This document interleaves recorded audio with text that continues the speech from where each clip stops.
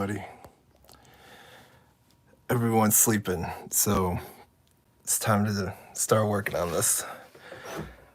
I was working on it a little bit while the stream was setting up. This box looks like it has interesting stuff. Got some vintage here. These ones are always interesting. I'll show you guys some of the finds I had too. I'm gonna just pull up the stream on my computer too. Sorry, this is my first time doing it live like this. Here's some cards that I found so far.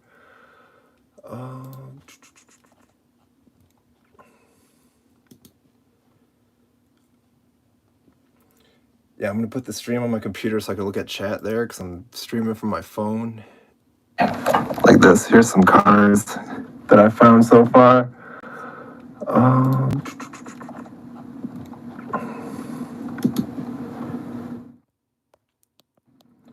Yeah, I'm gonna put the stream on my computer so I can look at chat there because I'm streaming from my phone. Stupid. The stream's like this. Here's some cards that I found so far. Yeah, I'm gonna restart it. Wait, hang on.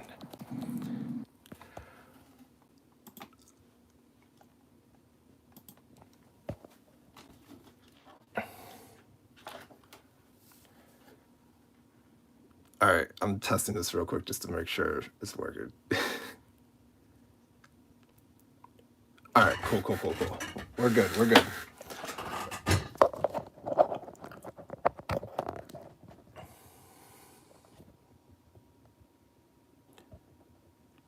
Oh, the orientation's locked. This is why I can't do YouTube, guys.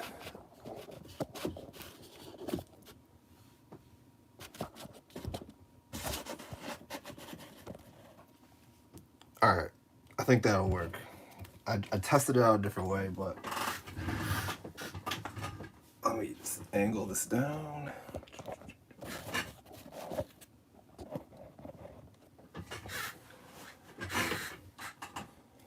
All right, I think, let me see.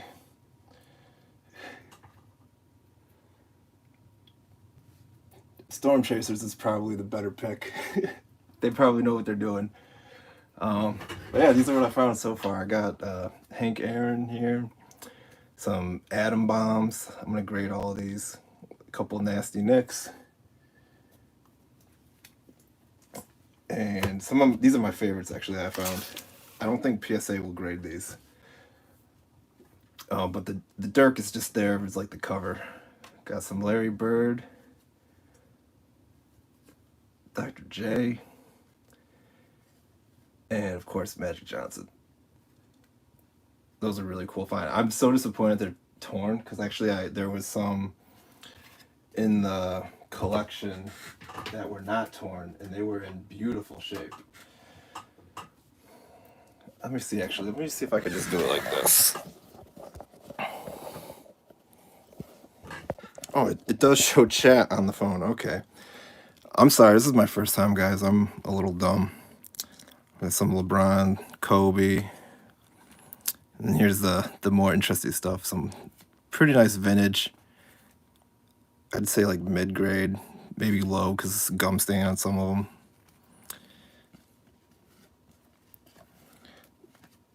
These are cards that I'll put as singles in the booth. And I'm going to go over, I wish I had these a couple of days ago. These are kind of interesting. What are these? Sports Legends. These are both numbered out of 100 and 250. I thought those were kind of cool. Numbered out of 35. This one's out of 50. This one's a sneaky one because this insert set is usually pretty good from what I can tell from the ones I've looked up. But this one's got like rainbowing to the foil, which caught my eye because I didn't realize it had that before. And that means it's numbered out of 50. So that one almost slipped by and went in a bulk box. All right, so I'm going to talk about the process here. So all the stuff is piled up here now. This is stuff I'm going to go through on camera, so it's in the way. Let me move it. But here is the setup for things that are going to become lots. So all of like the rookies and inserts and stuff like that, they go into each column by sport as I pull them. These are cards that will be booth singles someday, or I'll just do like a multi-sport lot with them if it becomes too big. And then in the front, I have some vintage stuff. This is like weird size that will go in the card saver at the booth. But then I have all the vintage here for each sport. Got a lot of baseball, which I'm excited about. So that's where everything goes. And then if it's a player lot, it will go into my tray over here. So I have like this is all OPG, so I'm gonna try that out. I haven't tried that as a lot yet. This is a Giants lot. And then I have some like random player stuff and sets that are almost filled enough to become their own lots. No Honus Wagner yet, but this box, I'm feeling good about this one.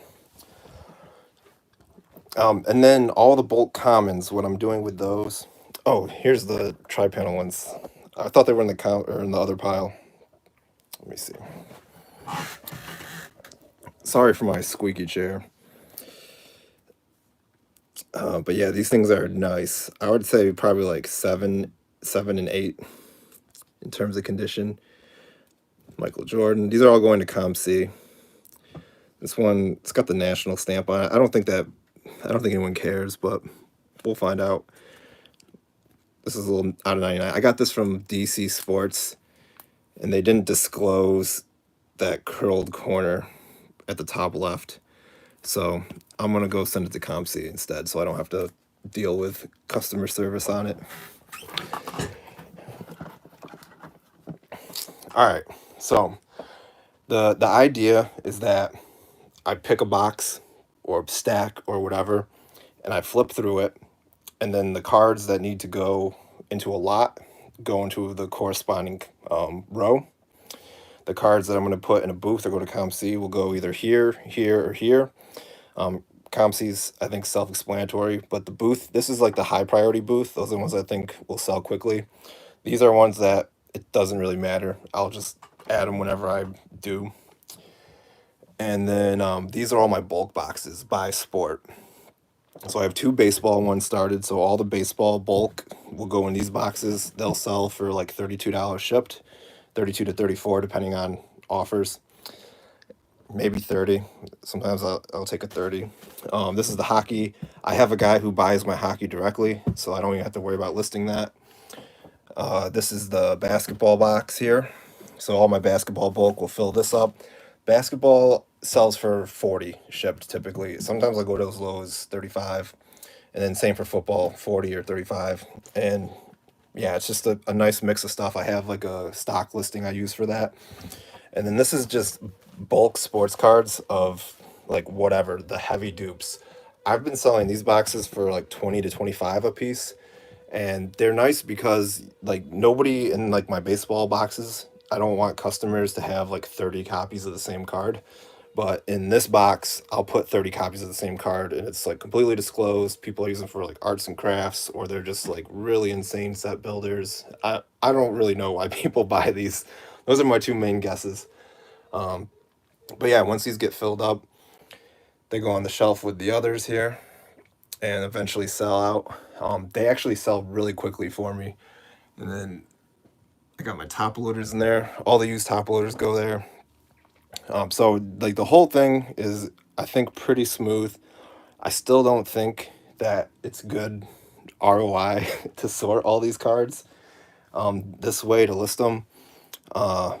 I'm not 100% sure. I mean, I guess you got to get lucky. Like, I don't know what some of these will be worth. Maybe there's some $5 cards in there for the booth. And then these cards, these are the good ones, because when these get graded, I figured, other than the Hank Aaron, this is going to be a PSA 1 for sure. It's like super heavy creased. But that'll probably be like 40, $50 instead of dealing with it raw. And then I'm guessing, I'm not too sure what these will all grade at. I haven't looked at them close enough to make an estimate, but I figure they're probably going to be around 100 minimum each for those 5 cards. So that'll be good. But for all the other stuff, I'm not really sure if it's ROI positive, but I'm trying to practice and develop a system to see if I can make it worthwhile versus the alternative, which is when I buy the lots on eBay and then just they're already sorted. I'll buy a player lot and there's 100 of them or 120 or 130, whatever the number is. I buy them specifically so that I just can list them. I don't have to sort them. And then any leftovers go into that box from that last video where I had like the tab player names. So that way, if I come across a lot, so like I have like 30 Barry Sanders cards left. So that allows me to buy a lot with 70 in it and still be able to just list it in one shot without sorting or doing anything like that. But that's the logic.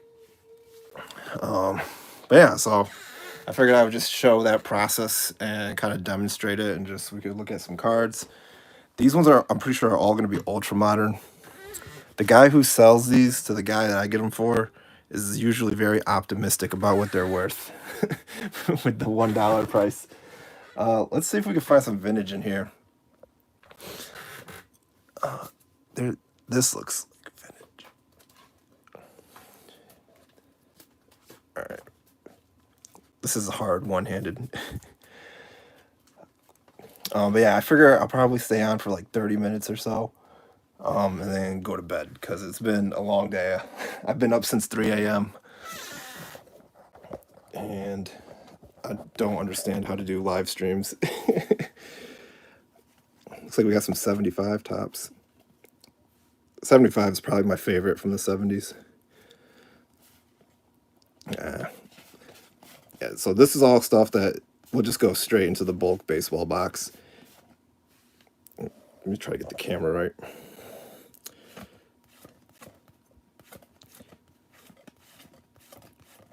I'll have to get one of those like professional desks that those breakers use. So here's the point. I don't like selling cards that are like this, even for my bulk box. Like with the badly whitened corners, or this one with like the faded ink. So I keep my recycling bin and my garbage bin right there so I could just toss them. And here's another example. It's got like tape on it.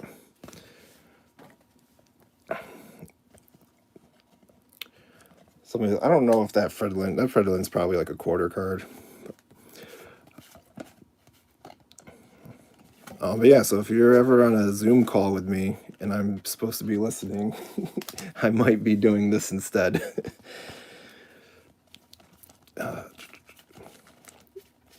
What I've been doing too with these cards, like the junk wax that's in sleeves, is I'll keep them in the sleeves, and it would mess up the piles in the bulk box. But what I do with the bulk boxes is there's a little space where you can fit like a what is this word? A vertical stack of cards in it.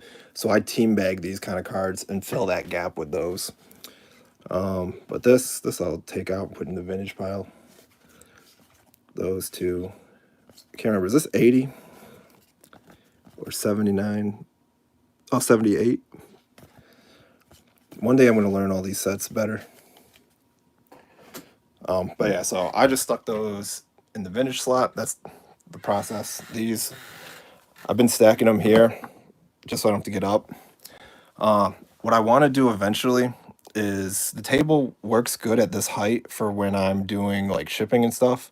But for this kind of sorting, I would rather stand and like be able to raise this table. So I might get like some cinder blocks or something so that I can do this all standing up, and that'll make things a little bit quicker. Or maybe I'll spring and get like one of those fancy standing desks or tables that you can adjust. I don't know. I'm like, I'll spend money on like the new top loaders and everything for anything like customer facing, but this is behind the scenes stuff. It's all super ghetto, and that doesn't really matter to me because it's not customer facing. I don't care that I don't have like a fancy wooden desk. The folding table served me well for 10 years. But yeah, let's see if we can find something cool. Oh, this looks like it's mostly junk wax. I saw the 71 and I thought that we would be lucky. Oh, maybe that's the lucky pile. Hang on, hang on.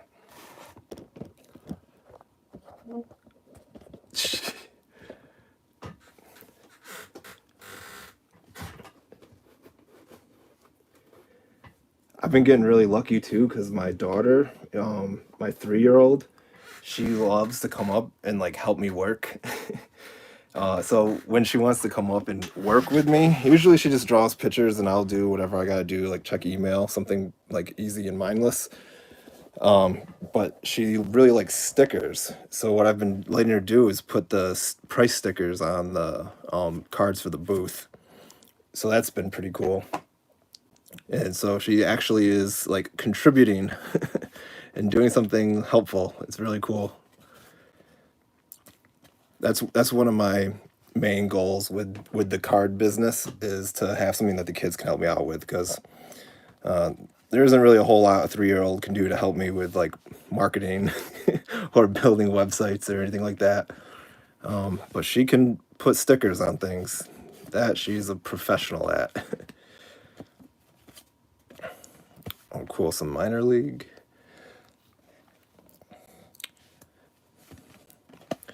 All right, now we're into football. All right, so there's a decent amount of dupes here, and I don't want to make more piles. This whole stack in my hand right here so far, that'll all just go into the bulk sports cards, which they're mixed sports too, so I don't have to worry about separating them by sport. It just makes this a little bit faster. And all these pro card things, I'm gonna do a minor league a lot with those. Nice. I love finding vintage that's in nice condition like this. Put that one in the booth.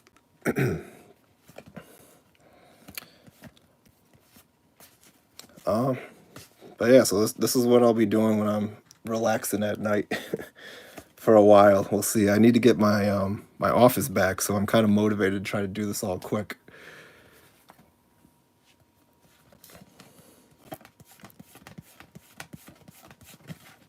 Yeah.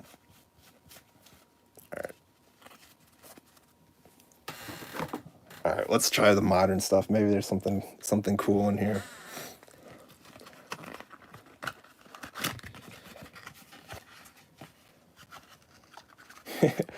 A 2023 Gary Payton card. That's what everybody wants.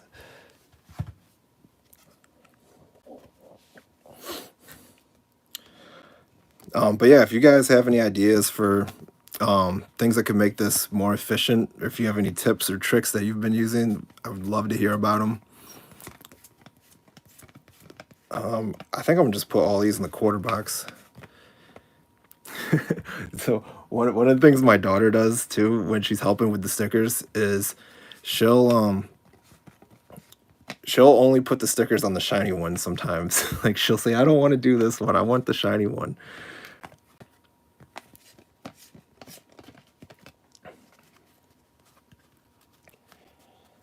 But yeah, so I think the dollar box here is probably code word for quarter box.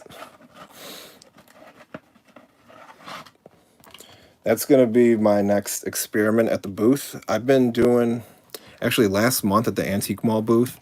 It's in Herkimer, New York, which is a little tiny town of like 2,000 people. It's like 45 minutes away from Cooperstown though, so it's like kind of a touristy area. They got like the Herkimer Diamonds or whatever, which I guess is like quartz or something. So people do go there. But my thought is to just keep experimenting with things there and using that as an outlet for the lower end stuff and kind of taking over that whole antique mall because they have a lot of open space still. And I can just keep buying more booth slots and just expanding mine and creeping throughout the whole downstairs. And like basically, I can turn it into my own little card shop with a bunch of singles, and I don't have a payroll or rent or anything. Well, I mean, I have the rent, but it's not like it's not like the same as if I own the building. It gets subsidized by the other people there renting stuff. And I don't have to be there either because the guy who runs it, he's there to do the checking out and all that. So it, I don't know. I think it has potential, especially if it becomes more more and more touristy over time. I did $600 in revenue there last month, and that's just from putting cards there once a week, and I just sticker them and price them while I'm hanging out with the wife. It's been good for generating leads too for buying collections. I have 2 leads that next weekend I should be buying some cards locally. I've done 2 or 3 deals so far from the booth, because what you can do if you do have an antique mall booth, you can create a Google My Business profile page for it, or Google Business. I think they changed the name. But what that does is it puts you on that map pack list. So if people Google like card shop and they're in that general area, the listing for my antique mall booth will show up. And that puts my phone number there too and my website. So people will Google card shop because they're trying to sell their cards, and then my thing will show up first, and they'll call me, and I'll hopefully buy some cards. That's been a good way for sourcing things, both for the booth and for the eBay store.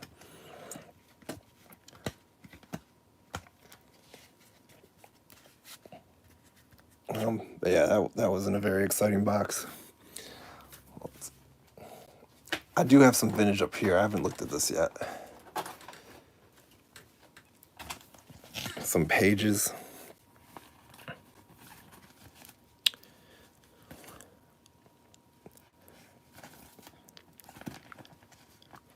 I don't think any of these are winners.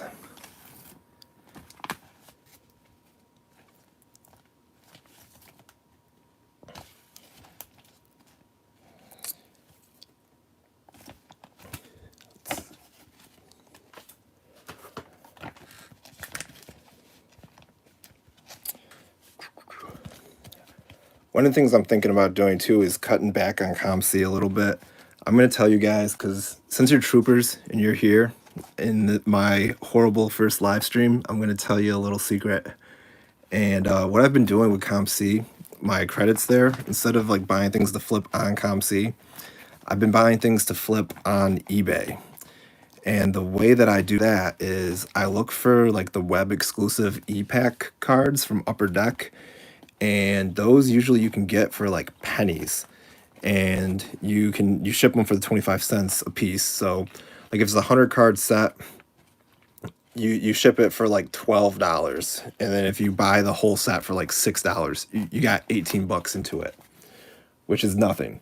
And what I've done with a couple of sets already is I've spent the under 20 bucks to get the set on ComC and have it shipped to myself.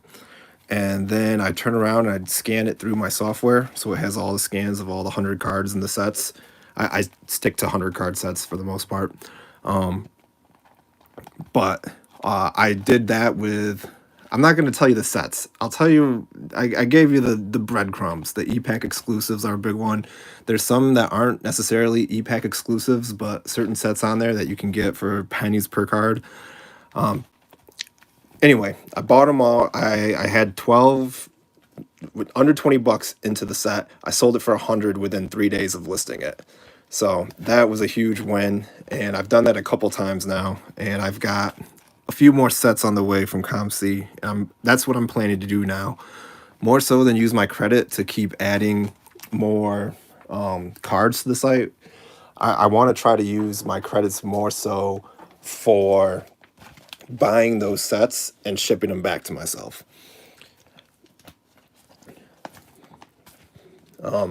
Oh, I did also learn that ComC has like the tax exemption too, so you can load up your credits and be tax exempt, which is nice because every 100 bucks that I put in, I have to pay like $8 and something in tax, 8.75 I think.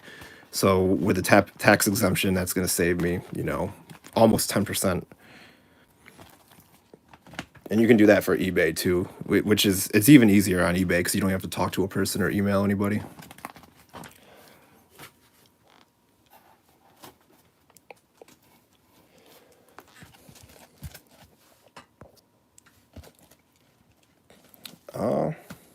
Yeah, looks like I'm gonna have to do a Wayne Gretzky lot.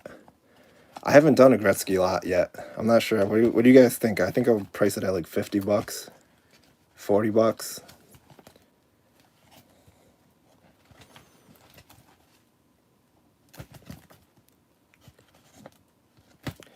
All right.